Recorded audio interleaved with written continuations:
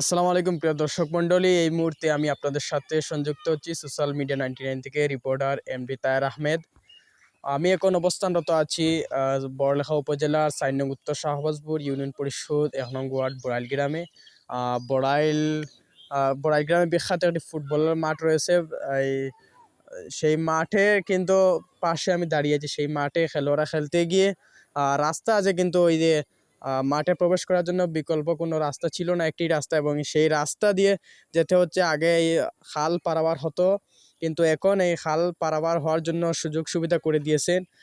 একটি কালভার্ট তৈরি করেছেন ৪ নং উত্তর শাহবাজপুর ইউনিয়ন পরিষদের বর্তমান চেয়ারম্যান মোহাম্মদ রফিকুদ্দিন আহমেদ এবং ১ নং ওয়ার্ড বড়াইল গ্রামের বর্তমান মেম্বার নাজমুল ইসলাম কোটই মিয়ার মাধ্যমে এই কালভার্টটি সম্পূর্ণ হয়েছে বলে আমরা জানতে পেরেছি। কিন্তু এই কালভার্ট হওয়ার কারণে এখন খেলোয়াড়রা সুবিধা পাচ্ছে এবং যথাযথভাবে সুন্দরভাবে মাঠে প্রবেশ করতে পারবে।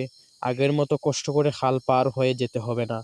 সেই কৃতজ্ঞতা প্রকাশ করেছে ফুটবল খেলোয়াড়রা এবং মেম্বার চেয়ারম্যানদেরকে শুভেচ্ছা জানিয়েছেন তারা।